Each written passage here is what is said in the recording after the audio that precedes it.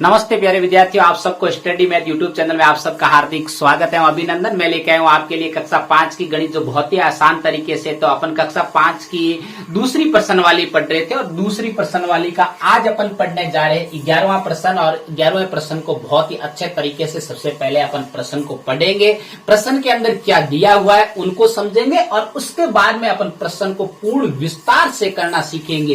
क्योंकि यूट्यूबर पर आप देखते हो कि सीधा सीधा करवा देते हैं कि इसमें जोड़ होती है, क्या होती है, लेकिन बच्चों को ये नहीं सिखाया जाता है इसको पूर्ण विस्तार से कैसे लिखा जाता है। क्योंकि कक्षा 5 बोर्ड परीक्षा है और इस बोर्ड परीक्षा के अंदर आपको पता ही है कि जो बच्चा अच्छा और सुंदर लिखता है उसको एग्जामिनर अगले वाला इतना खुश होता है कि बच्चे को बहुत ही अच्छा नंबर देते हैं। तो अपन को सबको अच्छे नंबर प्राप्त करने हैं, तो अपन बहुत ही आसान तरीके से इस प्रश्न को पढ़ेंगे, प्रश्न को समझेंगे।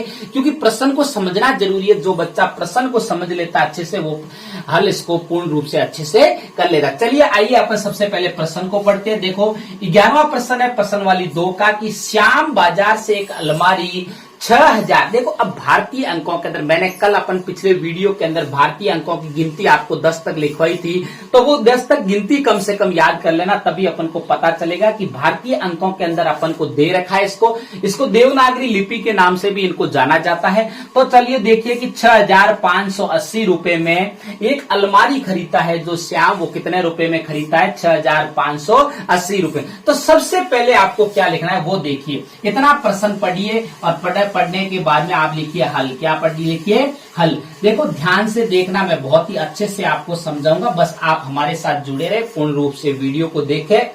अब देखिए, तो सबसे पहले आपको लिखना है कि श्याम ने एक अलमारी खरीदी। तो अपन लिखेंगे यहाँ पे कि श्याम ने एक अलमारी क्या खरीदी? श्याम ने एक अलमारी खरीदी। क्या खरीदी? अलमारी खरीदी।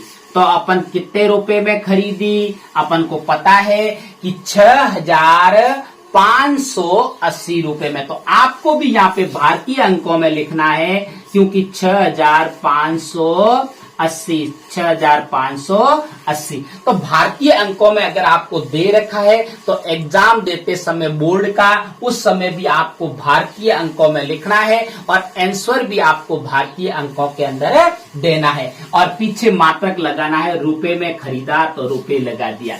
अब देखिए आगे प्रश्न को पढ़िए। एवं एक पलंग 2624 रुपए में खरीदा और उसी श्याम ने एक पलंग कितने रुपए? और श्याम ने क्या खरीदा? श्याम, आपको भी ऐसे एग्जाम के अंदर अच्छे से लिखना है, श्याम ने एक पलंग खरीदा। क्या खरीदा? पलंग खरीदा।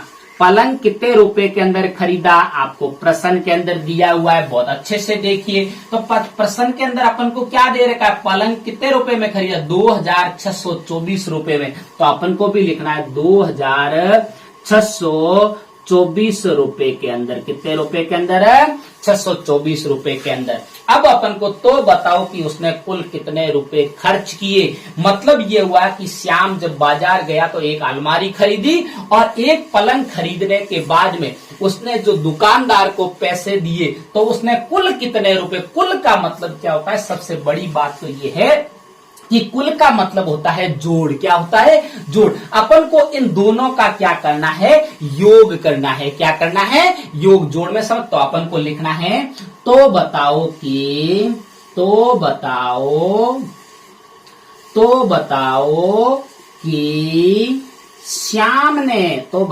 कि श्याम ने कुल कितने रुपए खर्च किए? कुल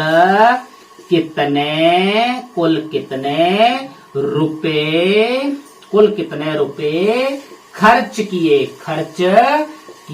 तो ये आपको बताना है कि उस श्याम ने कुल कितने रुपए खर्च किए अलमारी और पलंग के। किसके?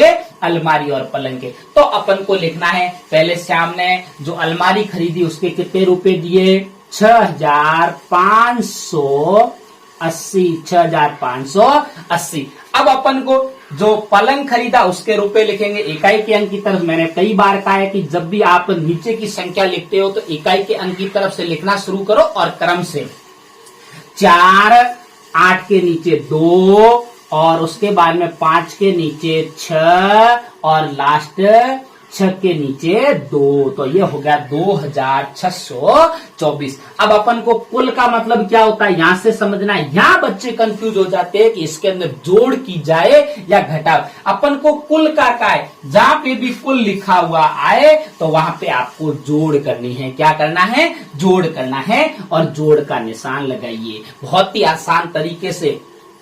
अब अपन को इस जोड़ का जो अपन जोड़ करके लिखेंगे वो भी अपन को किस अंकों के अंदर लिखना है? भारतीय अंकों के अंदर लिखना है। कौन से अंकों के अंदर? भारतीय अंकों के। चलो इकाई के अंक की तरफ से जोड़ना शुरू करते हैं। 0 और 4 कितने होते हैं? 4। कितने होते हैं? 4। 8 और 2 कितने होते हैं? 10। 10 का 0 और हासिल कितनी लगी? 1।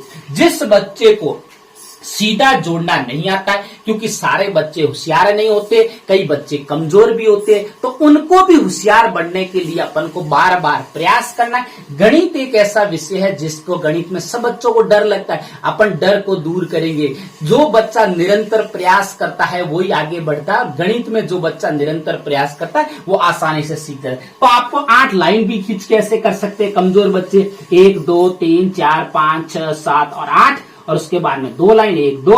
अब टोटल गिनिए 1 2 3 4 5 6 7 8 9 और 10। कितने हो गए? 10। और 10 का यहाँ पे 0 और हासिल अगले वाले अंक पे आपको जो अंक जोड़े हैं उससे अगले वाले अंक पे आपको हासिल लगानी है। क्या करना है? हासिल लगानी। अब देखिए 5 है, ये कितने हैं? 5 और 6 5 11 11 और 1 कितने होते हैं? 12। कितने होते हैं? 12। और हासिल कितनी लगी? 1। उसके बाद में हासिल को आपको साथ में जोड़ना है। बड़ी बात, कई बच्चे अक्सर क्या करते हैं, हासिल नहीं जोड़ते, ये तो सही जोड़ देते लेकिन हासिल नहीं जोड़ते, जिससे आंसर गलत है। गणित एक ऐसा विषय जिसमें एक अंक भी अगर अपन ने गलत लिख लिया तो सारा आंसर गलत आ जाएगा। अब देखिए ये कितना है? 6। 6 और 2 कितने होते हैं? 8। कितने होते हैं? 8। 8 और 1 हासिल कितने होते हैं? 9। कितने होते हैं? 9। तो अपना जो आंसर आया है वो कितना आया है? 9204। कितना आया है? 9204। तो अपन अब तक की भी आपको लाइन लिखना, आपको एग्जाम देने समय जाते हो तब बहुत ही सुंदर सुंदर लिखना है, अच्छे से लिखना है कि एग्जामिनर आपके प्रश्नों को देखकर खुश हो जाए। अतः श्याम ने 9204 रुपए खर्च किए। कितने रुपए खर्च किए? खर्च किए। तो ये आपका हो गया आंसर। आप इस वीडियो को बार बार देखो, फिर बार बार बिना देख के प्रयास करो। जो बच्चा बार बार प्रयास करता है वही सीखता है, तो आपको प्रयास करते रहना है। तब तक मेरे स्टडी मैथ यूट्यूब चैनल पर आप बने रहे। नमस्ते।